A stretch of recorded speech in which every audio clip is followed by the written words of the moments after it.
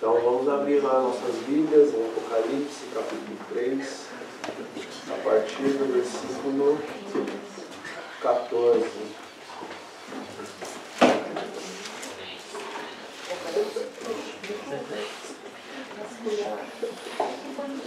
Apocalipse 3, a partir do versículo 14. Carta à igreja em Laodiceia.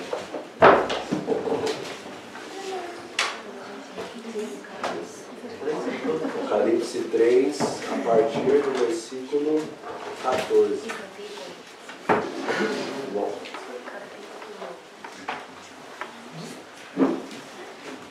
E o subtítulo é Carta à igreja em Laodiceia. Nós sabemos que houveram as 7 igrejas literais, as quais se encontram no Apocalipse. No período em que João viveu, elas se encontravam ali na Ásia Menor. Nós sabemos que cada uma das advertências, assim como dos elogios, das repreensões e também das admoestações, elas se cumpriam cabalmente, categoricamente para as igrejas que literalmente existiam naquela época. Mas nós cremos também que essa é uma profecia de duplo cumprimento. Ela não só se cumpriu nas 7 igrejas existentes no período de João, mas ela se cumpriu e se cumpre, até hoje, nos 7 períodos proféticos da igreja de Cristo até a sua volta, desde sua morte e ressurreição até o momento em que haja realmente a consumação dos séculos. A carta à igreja em Laodiceia, que nós sabemos, é a carta à última igreja, ao último povo, ao último movimento de Deus sobre a face da terra. Nós temos uma ideia de quando começa o período de cada igreja e quando termina o período de cada igreja. Todavia, nós temos uma ideia exata de quando começa o período da igreja em Laodiceia. Alguém sabe me dizer o que significa Laodiceia? Um povo julgado. Povo do juízo. Povo do juízo. Ou povo julgado. Nós geralmente ligamos a palavra Laodiceia com o estado em Laodiceia. O estado em Laodiceia, nós vamos ver aqui que é um estado de mornidão, mas o nome da igreja não leva a mornidão, mas sim a característica do povo dos últimos dias, que é o povo do juízo. Porque este povo ele proclama: temei a Deus e dai-lhe glória, porque é chegada a hora do seu juízo. E adorai aquele que fez o céu, a terra, o mar e as fontes das águas. Todas as 3 mensagens são mensagens de advertência, são mensagens de juízo, os finais juízos de Deus sobre os pecadores e a vitória em Cristo daqueles que guardam os seus mandamentos e têm o testemunho de Jesus. Amém. Então nós sabemos que pela profecia de Daniel 8,14, das 2.300 tardes e manhãs, em 22 de outubro de 1844, ali iniciava-se o último grande movimento, a última grande igreja de Cristo sobre a face da terra. Pois Jesus ele passou do lugar santo para o lugar santíssimo, para fazer expiação pelo seu povo, o povo do juízo. Pedro diz que era chegada a hora de se julgar os homens e começaria primeiramente pela casa de Israel. O Senhor Deus, em 1884, entrando no Santo dos Santos, começou então pelo seu servo Abel, o primeiro mártir sobre a face da terra, e julgará até o último dos mortos da casa de Israel. E o interessante é que os vivos também serão julgados neste tempo. Por isso nós, pela autoridade das Sagradas Escrituras e pela autoridade do Espírito da Profecia, podemos afirmar categoricamente que o Senhor terá, porque Ele assim decidiu, que conceder a uma geração a vitória sobre o pecado. Amém. Pois o Senhor terminará a sua obra de intercessão. Diz o Espírito da Profecia. Ao concluir, ao finalizar Jesus a sua obra de intercessão, então Ele sai do santuário. E agora os santos terão que viver na presença de um Deus santo sem um intercessor. Quando terminar o julgamento, não haverá mais intercessor, nem para ímpios, nem para justos. A obra do Senhor Deus é a seguinte: Ele quer devolver tudo aquilo que o homem perdeu no Éden. Quando o homem saiu das mãos do Criador, ele recebeu 2 coisas muito importantes: justiça e caráter perfeito. nos diz patriarcas e profetas que Adão e Eva, eles estavam revestidos com vestes de luz tal como as dos santos anjos. Estavam nus com relação a vestes materiais, como hoje nós usamos, mas estavam vestidas de vestes de luz como a dos santos anjos. Isso simbolizava o quê?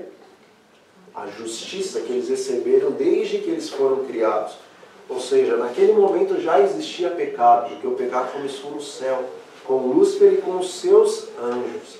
Havendo pecado já havia condenação, porque o salário do pecado é o quê? É a morte.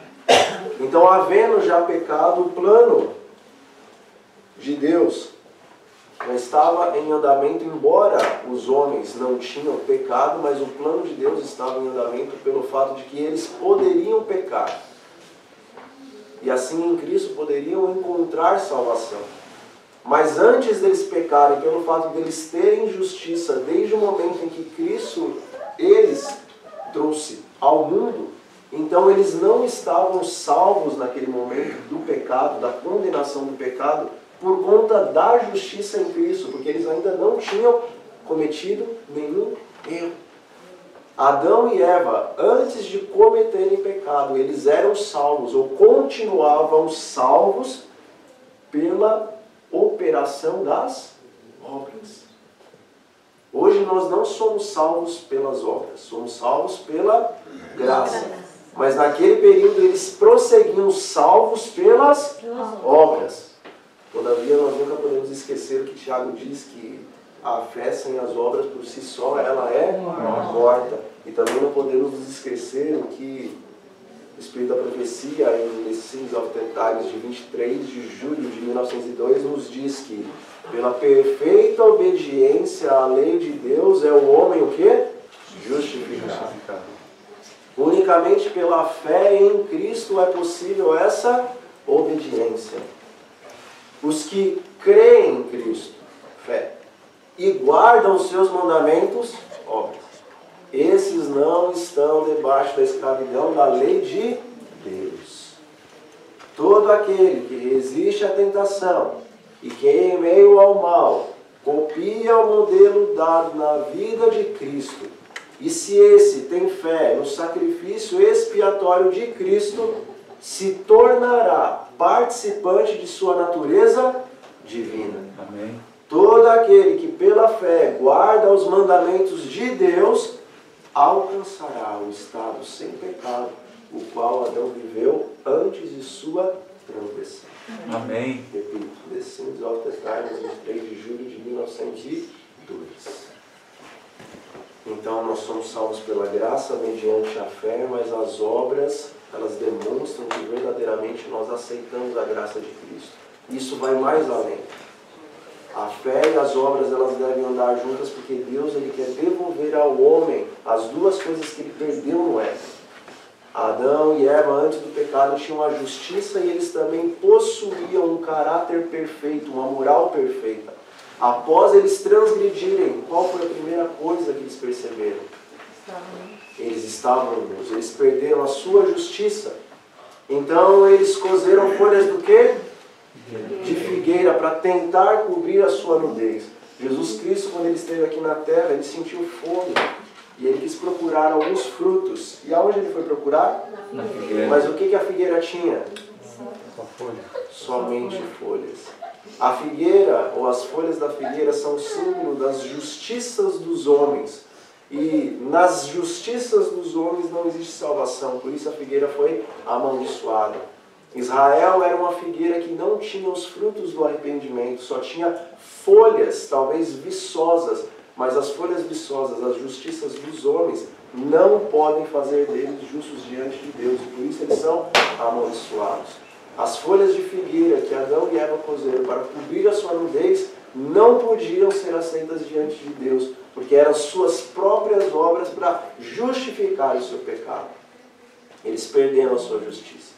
Estavam condenados à morte. E a partir daquele momento também eles perderam a força moral para guardar a lei. Mas em Cristo Jesus nos é devolvido essas duas coisas. Amém. Amém. Jesus Cristo, ele verteu o seu sangue para pagar a dívida mal que nós tínhamos com Deus, porque o O salário do pecado é? Mas o dom gratuito de Deus em Cristo Jesus é a vida eterna. Em Cristo Jesus, no derramamento do seu sangue, nós recebemos novamente a primeira coisa que nós perdemos, que é a justiça. Todavia, a fé sem as obras por si só, ela é morta. Nós também havíamos perdido a força moral para cumprir a lei. Mas nos é dito que o Espírito da verdade, quando ele é enviado, ele nos guia a toda a verdade. A verdade é o Pai, a verdade é o Filho, o próprio Espírito é a verdade. Amém. A palavra é a verdade, e o que mais é a verdade? A lei é a verdade. Amém. E Deus nos guia em toda a verdade.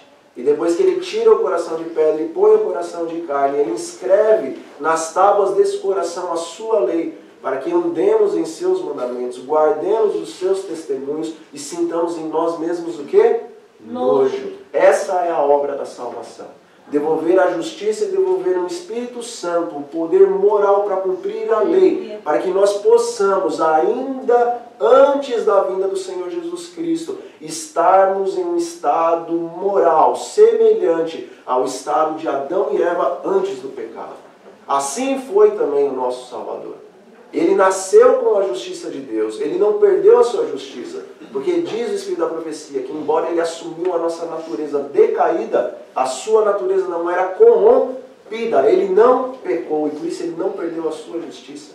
E pelo poder, pela ação interior do Espírito Santo, diz o desejado de todas as nações, na página 123, Cristo estava habilitado para o conflito. E o que é estar habilitado para o conflito? Jesus disse, eu permaneço no amor do meu Pai porque eu guardo os seus mandamentos. Jesus, tendo a natureza humana, segundo as Escrituras, segundo o Espírito da profecia, decaída, ainda assim, tendo justiça desde o seu nascimento e o poder do Espírito Santo, o selo de Deus no Espírito Santo, ele podia viver na presença de um Deus Santo sem o quê? Intercessor. Porque ninguém intercedeu por Cristo. Mas sendo como você, sendo como eu, ele pôde, com justiça e com poder, estar na presença do Pai sem um intercessor e provar para Satanás que o homem, após o seu estado de degeneração, é possível a ele, em Deus, cumprir, guardar os seus mandamentos. Amém. Esse é o plano de Deus para a sua igreja. Esse é o grande mistério que nos últimos dias nos é revelado. Amém. Em Cristo nós temos justiça, porque o salário do pecado é a morte. Mas nele nós temos o dom novamente da vida eterna. Mas em Cristo nós temos poder moral para guardar a lei de Deus. Amém. Glória a Deus. Vamos então ao primeiro versículo, que é o versículo 14 do capítulo 3. Todo o primeiro versículo da carta às igrejas é uma informação da situação a qual a igreja estaria vivendo em seu período.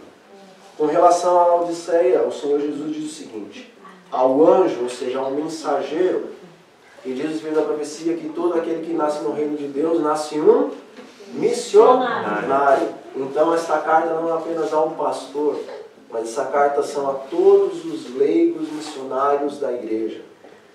Então a todos os membros da igreja, ao anjo da igreja em Laodiceia, escreve, essas coisas diz o Amém. A testemunha fiel e verdadeira, o princípio da criação de Deus.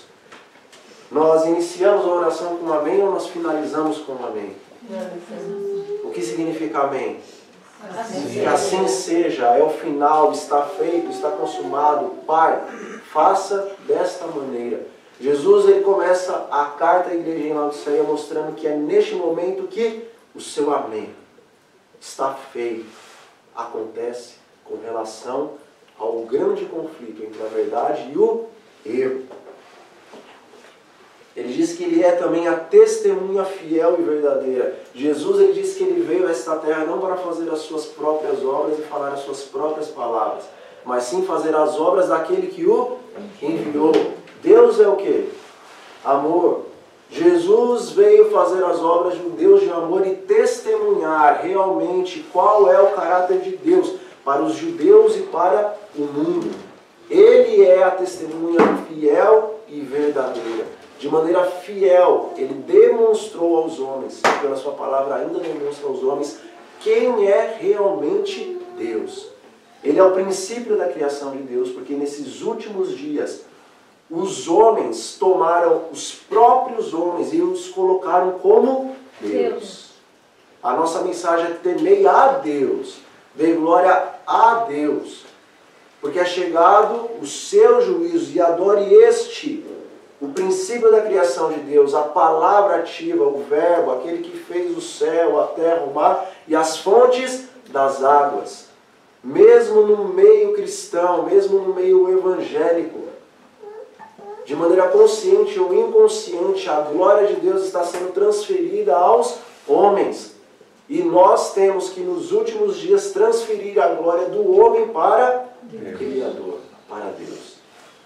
O versículo de 15 nos diz: conheço as tuas obras, que nem és frio, e nem és quem dera fosses frio ou quente. As obras, elas estão ligadas ao quê? A fé sem as obras por si só, ela é morta. E aquele que diz não matarás, mas adulterar, este é culpado de toda a lei. Então as obras estão ligadas ao quê? À lei. Deus diz a você, Deus diz a mim, Deus diz à igreja em Laodiceia: eu conheço as obras da lei que vocês praticam. E nessas obras que vocês praticam não são quentes, não são zelosos, e também não são frios, relaxados, mas vocês são mornos. A água muito quente, ela faz o quê? Queima, incomoda. E a água muito fria, a não ser que nós sejamos semelhantes ao nosso irmão Michael, a água muito fria, ela faz o quê? Incomoda também. Mas a água morna.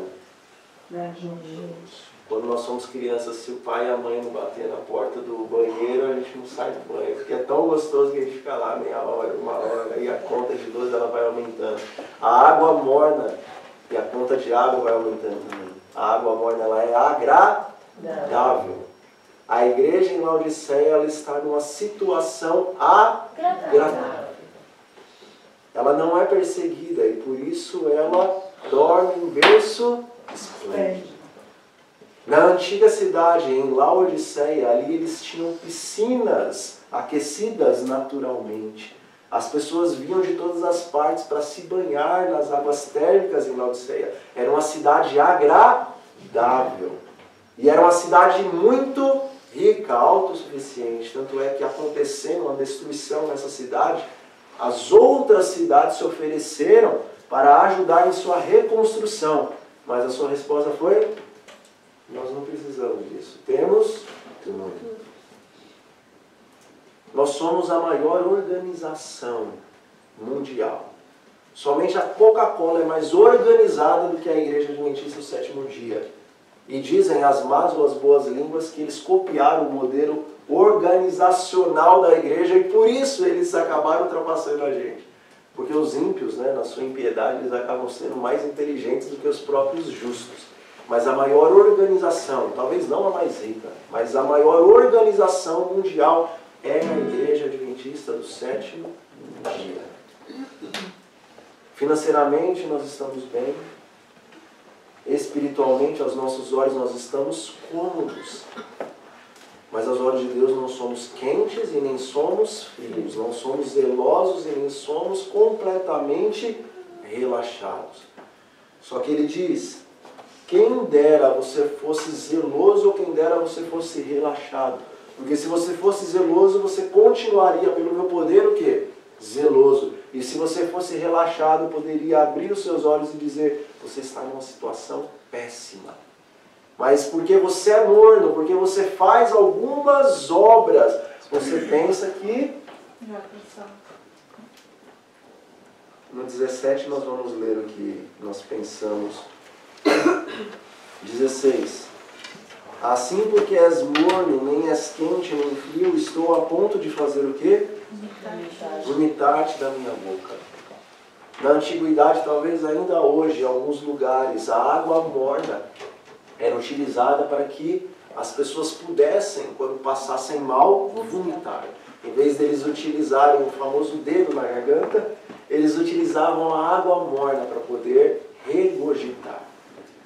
E o Senhor está dizendo aqui que a nossa mornidão, a nossa maneira morna de guardar as obras de Deus, isso traz náuseas a Ele. A sua igreja querida, menino dos seus olhos, dá náuseas no nosso Deus.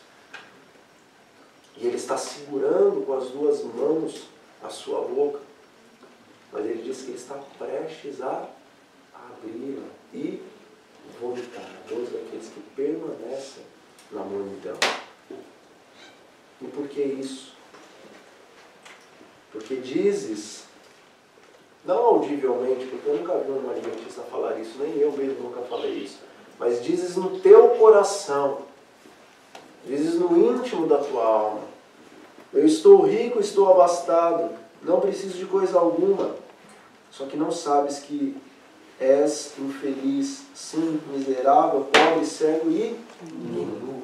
Misericórdia. Deus está dizendo hoje para mim, você e eu, nós somos infelizes. Por que infelizes? Porque pensamos que estamos alegres, pensamos que estamos felizes, mas felicidade, diz Gálatas, no capítulo 5, versículos 22 e 23, felicidade é um dom do Espírito. É um dos elementos do fruto do Espírito. E se nós não temos o Espírito, nós podemos ter contentamento com alguma coisa, mas felicidade não temos. Os demônios, eles dão grandes gargalhadas quando eles conseguem fazer o que eles desejam fazer, mas eles não são felizes, porque eles não têm o Espírito Santo.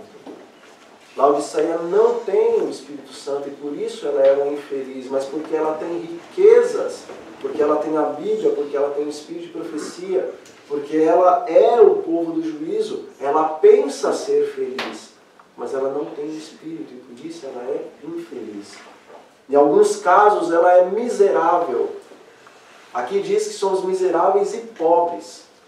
São duas classes. Algumas têm pouca coisa, são pobres, mas outras são miseráveis, elas não têm nada. Embora pensam que são ricas e abastadas, são ainda assim miseráveis. E essa classe não se encontra somente naqueles que nós chamamos de liberais, se encontra também naqueles que pensam que estão cheios do fogo, pensam que estão quentes, mas na verdade eles estão só queimando no fogo do fanatismo. Pois o fanatismo aparentemente é igual ao zeloso. Só que aos olhos de Deus existe uma grande diferença. Nós podemos ser espiritualmente, mesmo conhecendo a verdade, miseráveis ou pobres. Nós somos cegos, porque não temos o quê? O Espírito Santo. Quando vier o Espírito da verdade, ele vai nos guiar a toda a verdade.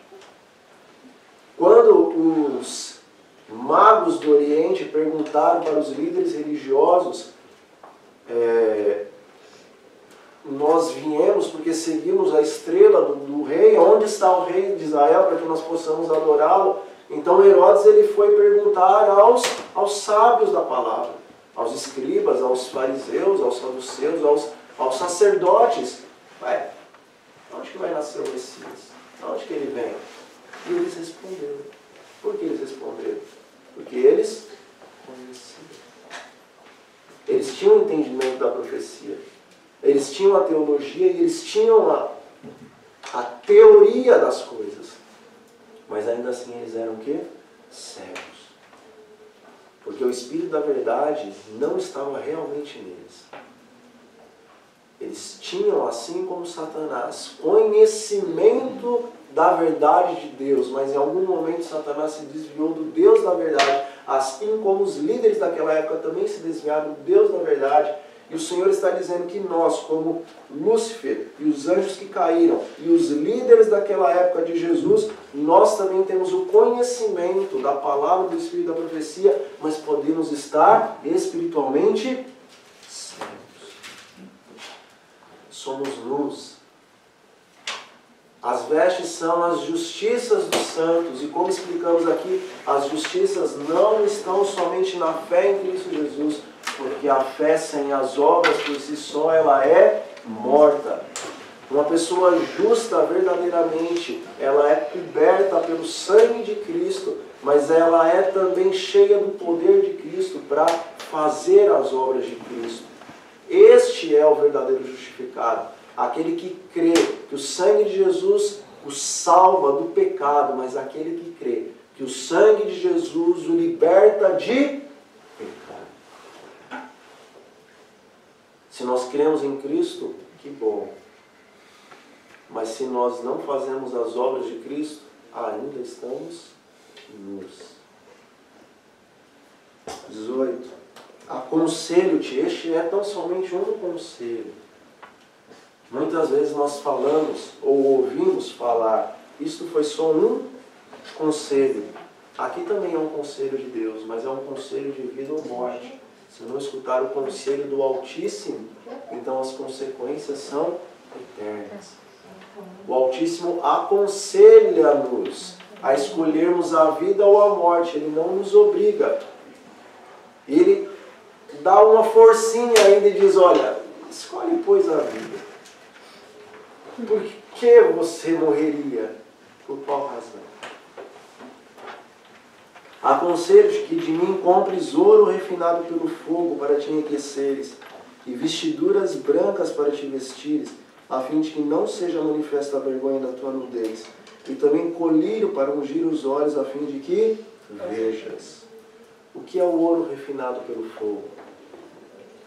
Nos diz 1 Coríntios, no capítulo 13, no versículo 13, que agora permanecem a fé, a esperança e o amor. E o maior desses três é o amor. O Espírito da Profecia é categórico em dizer que o ouro refinado pelo fogo é a fé e o amor. A igreja em Laodiceia, você e eu carecemos da fé e do amor. A verdadeira fé. Jesus é o autor e o consumador da nossa fé, da verdadeira fé. Nós precisamos comprar sem dinheiro. Vinde, comprei sem dinheiro. Leite, mel. Por quê? Porque já está comprado, já está pago. Jesus pagou este preço. Ele pagou o preço da fé e do amor. Se nós formos a Deus, em nome do Senhor Jesus, podemos receber. Porque Ele quer dar a verdadeira fé e o verdadeiro amor. Amém. Nós podemos comprar dele as vestiduras brancas a fim de não ser manifesta a nossa vergonha naquele dia. Porque muitos naquele dia, mesmo os que frequentavam o congresso do MV, irão de dizer: Senhor, Senhor, porventura nós não profetizamos em Teu nome? Em Teu nome não expulsamos demônios? Em Teu nome não fizemos muitos milagres? E Ele nos dirá abertamente: afastai-vos de mim, nunca vos conheci. Para o fogo eterno, malditos, que cometem iniquidade.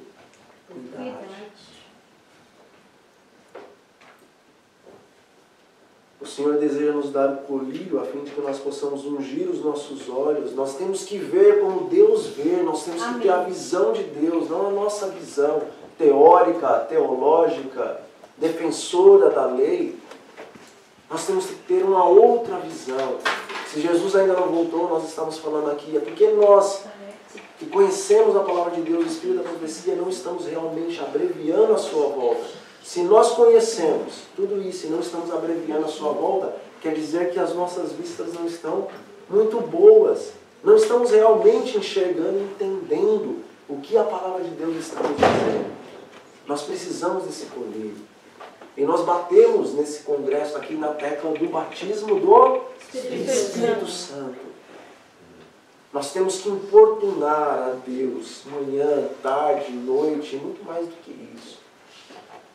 Nós temos que importunar o Senhor a fim de que Ele nos conceda em doses cavalares, se assim eu posso dizer, o dom do Espírito Santo. Amém. Para que nós possamos ver. Deus seja louvado, porque eu creio que todos aqui são leitores também do Espírito da Profecia. Porque Deus nos diz que nós precisamos do ouro, nós precisamos das vestes brancas e nós precisamos do colírio. E como nas coisas de Deus nada é por acaso. Ele escolheu uma profeta cujo seu nome é Ellen White. Ellen Gold White. Alguém sabe o que significa Ellen? Olhos claros. É o resultado do processo que o colírio faz em nossas vistas. No tempo dela, muitas pessoas também, de certa forma, chamavam o colírio de Ellen, porque o colírio deixava os olhos claros, límpidos, desembaçados. Gold, ouro. White, no nome da senhora White está ali o selo de Deus. Ouro, olhos claros e vestes brancas. Sem profeta ou sem profecia o povo se corrompe. O povo se corrompe. Deus estabeleceu um profeta, o qual nos faria voltar para a sua palavra, a fim de entendermos a respeito da fé e do amor, da justificação verdadeira e também da compreensão verdadeira da palavra de Deus. Que a Bíblia Sagrada e o Espírito de Profecia sejam as nossas armas, seja a nossa comida e a nossa bebida também. Amém. 19. Eu repreendo e disciplino a quantos amo. Sê, pois, zeloso e arrepende-te. Esta é uma das duas igrejas que é apresentada no livro do Apocalipse que não tem nenhum elogio da parte de Deus. Só existem repreensões.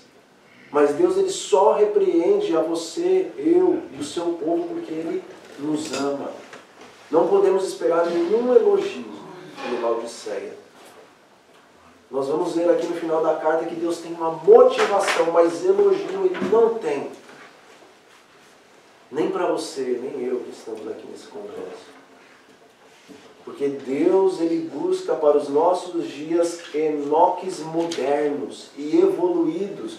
Porque Enoque não recebeu a luz que você e eu recebi. O seu rosto foi iluminado por causa da santa consagração. Assim como o de Moisés foi iluminado por causa da santa consagração. Mas nenhum, nem o outro, tiveram o conhecimento que você e eu temos. E Deus ele julga segundo o conhecimento que cada um adquiriu. Nós estamos vivendo o momento da luz acumuladíssima. Se nós vivemos o período da luz acumuladíssima, Deus cobra que as nossas obras, a nossa vida espiritual, seja de acordo com a luz a qual nós recebemos. Paulo não teve a luz que você e eu tivemos. Estamos tendo. O profeta Daniel, que era um homem muito amado diante do céu, cuja Bíblia e o Espírito de Profecia não relatam nenhum erro desse homem. Só tem elogios. Nem os ímpios encontraram alguma coisa para prejudicar a Daniel, porque ele era em tudo irrepreensível. Mas ele não entendeu as 12:30 tardes e manhãs, ele não entendeu aquilo que ele escreveu por santa revelação de Deus. Sobre nós incide mais luz do que sobre o profeta Daniel. Haja vista que não foi dito para Daniel que ele seria um dos últimos, que serão um dos primeiros. Mas Daniel morreu há muito tempo. E são os últimos que serão os primeiros. Serão os 144 mil que cantarão o hino de Moisés, o hino do Cordeiro, o qual ninguém no universo pode cantar. Porque ninguém teve essa experiência, ninguém teve esse conhecimento. Os céus vão se pasmar, a terra vai se espantar, o inferno vai espumar de raiva. Porque nunca houve sobre a face da terra um povo como o povo dos últimos dias. Um povo cheio do conhecimento de Deus, da glória de Deus, do amor de Deus, do poder do Senhor. Um povo que por toda a eternidade ele vai ser visto como os troféus nas mãos do Altíssimo. Amém. Amém. A casta especial de Deus por toda a eternidade é a casta humana, é a raça humana.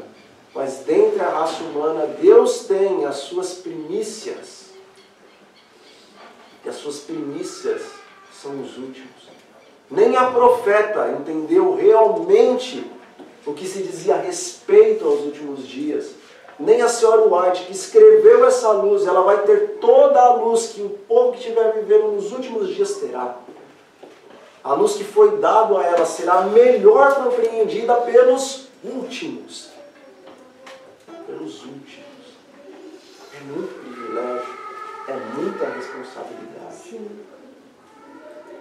Recai um peso muito grande, uma cruz muito pesada sobre os seus e os meus ombros. Mas se nós conseguirmos carregar a nossa cruz até o final, então receberemos não apenas as palavras benditos de meu Pai, entrai e tomai posse do reino que está preparado para vós desde a fundação do mundo. Mas Deus também dirá aos últimos, vocês são as minhas primícias, os meus melhores. E no céu o melhor é diferente do que o melhor da terra. Porque no céu o melhor é o que mais serve. O maior é o servo de todos e o menor dentre todos. Nós vamos ser por toda a eternidade, dentre os homens, aqueles que são mais parecidos em caráter com Deus.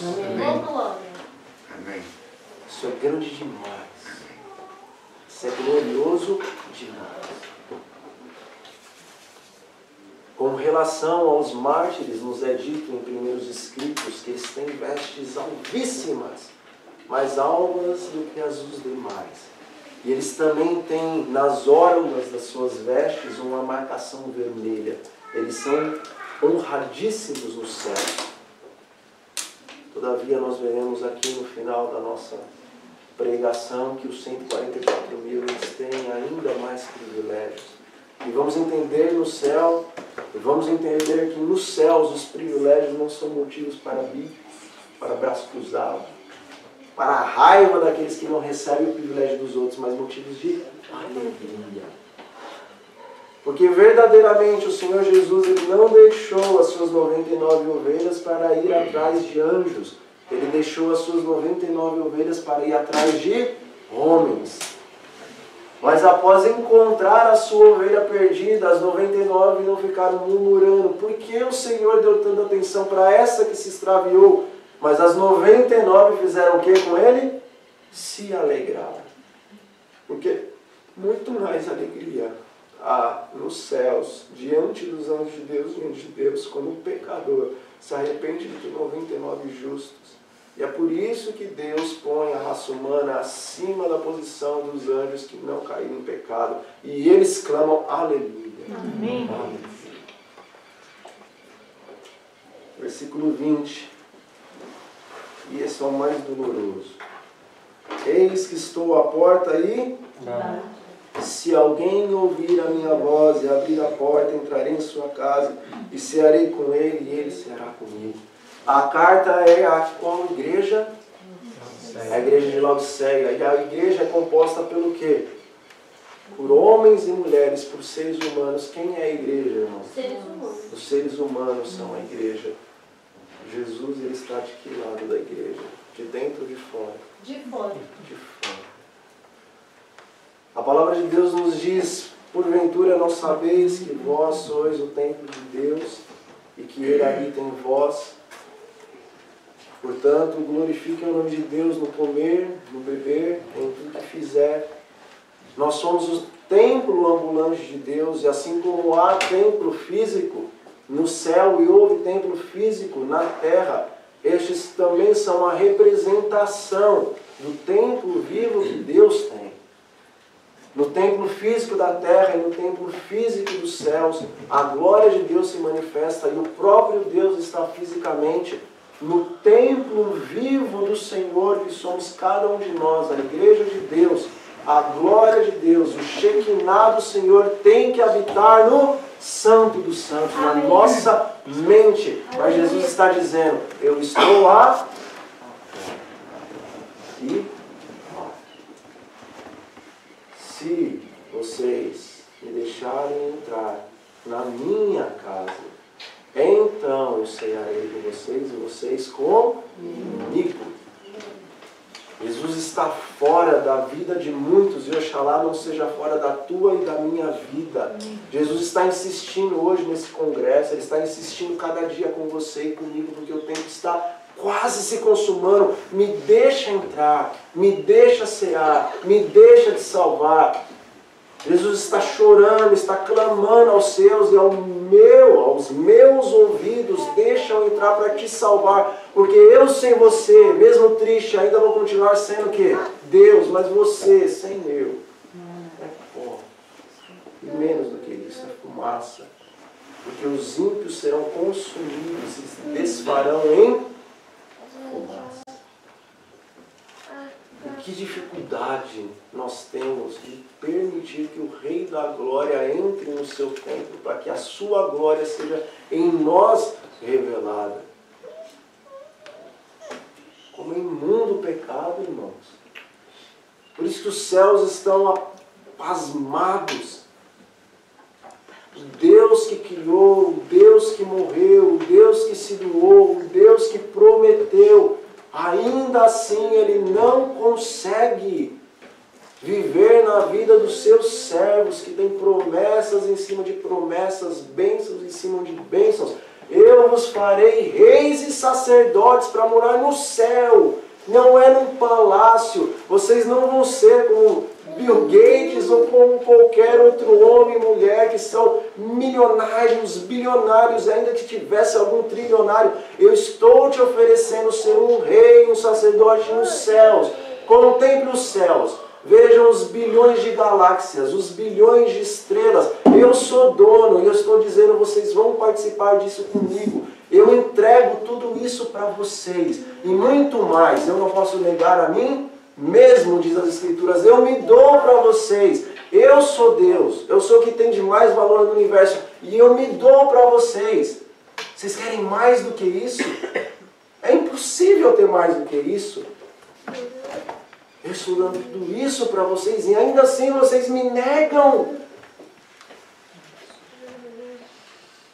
Por isso que os anjos olham para essa terra e eles devem colocar a mão na cabeça e às vezes menear e falar, meu Deus, como é possível?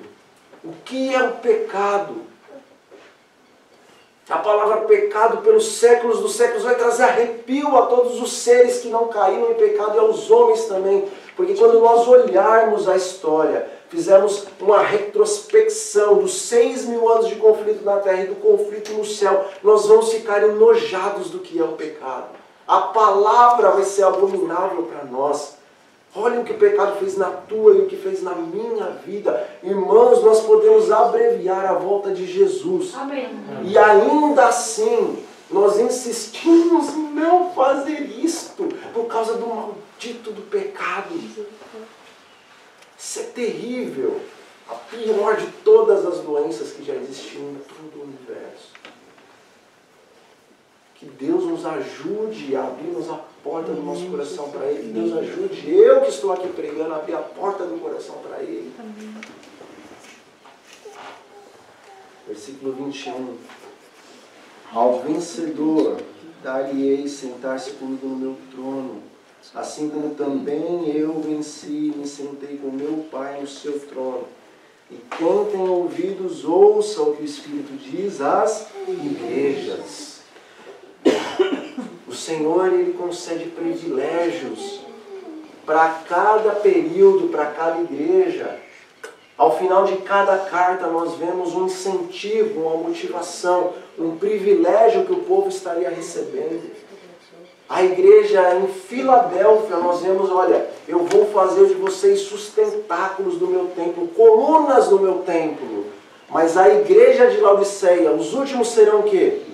Os primeiros. Eles não vão ser apenas sustentáculos, eles não vão ser apenas colunas no templo de Deus. Eles vão se assentar com Cristo em seu trono, assim como Ele venceu.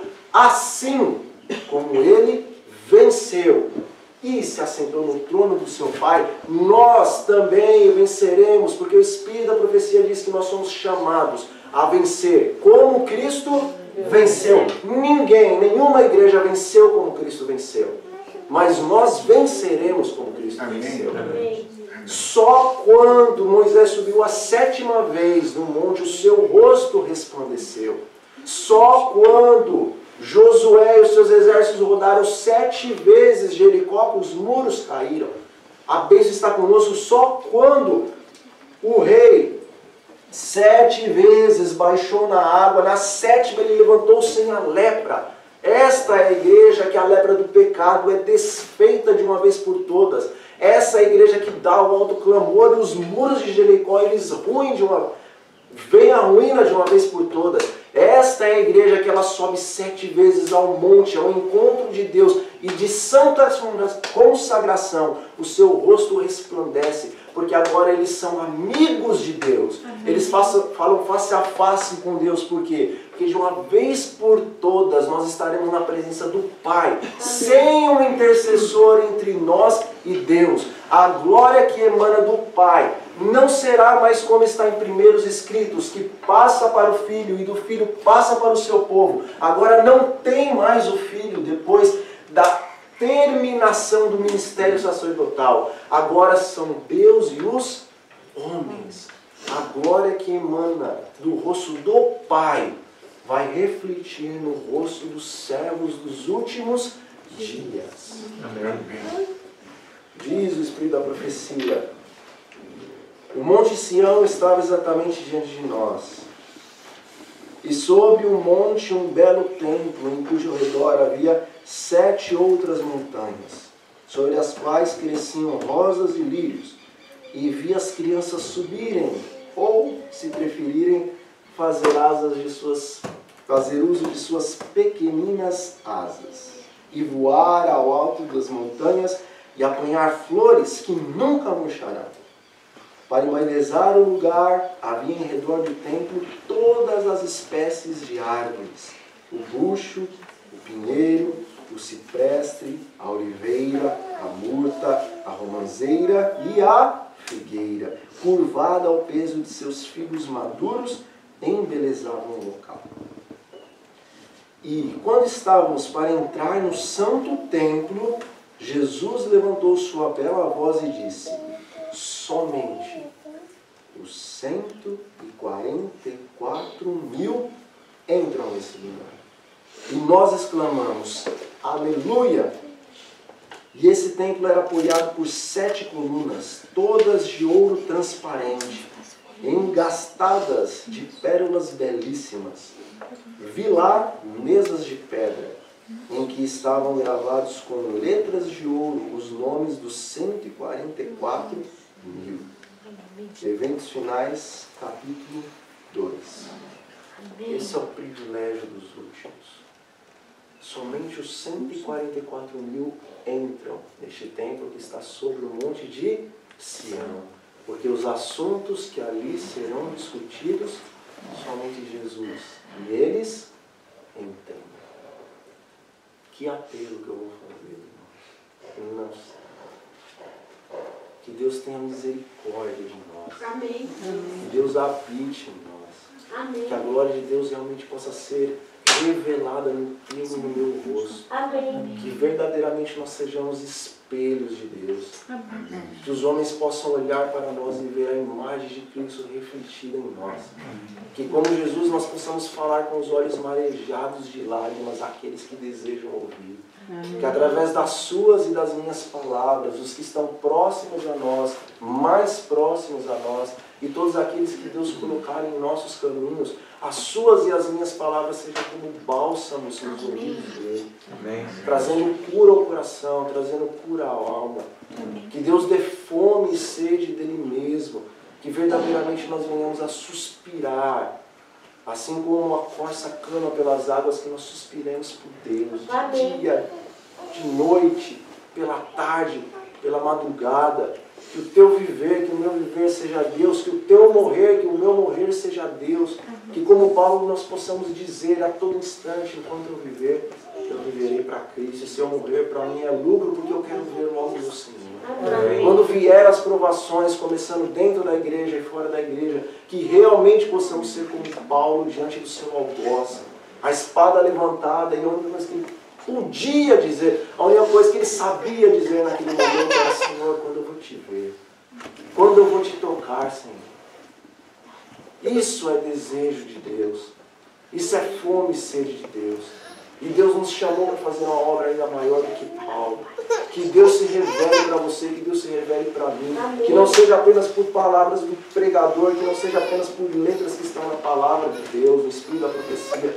Que Deus fale ao seu coração e diga quem Ele é. Que nós realmente entendemos quem é Jeová, quem é Yahvé, quem é Yeshua, quem é Cristo Jesus, quem é o Espírito Santo. Que Deus possa falar de você, de mim, para os anjos, para os habitantes dos outros mundos. Esses aí são os meus amigos. Eu falo com eles face a face. Eu já não tenho mais segredos com eles, porque segredos tem o patrão com o seu servo, mas eles não são apenas servos. Eles são agora os meus amigos. Eu conto tudo para eles. Eu tenho prazer nisso. Irmãos, que Deus mostre realmente o que é ter uma comunhão como nunca os homens tiveram e jamais os homens terão. Você e eu, o último povo, foi chamado para ter uma comunhão com Deus, como jamais outro povo teve. Deus seja louvado. E se eu soubesse falar a língua de Canaã, eu louvaria Ele conforme os anjos louvam. Mas bendito seja o nome do Senhor pelo plano que Ele fez e por permitir que você e eu estivéssemos no final desse plano. O melhor está por vir. Amém. O melhor é para você e o melhor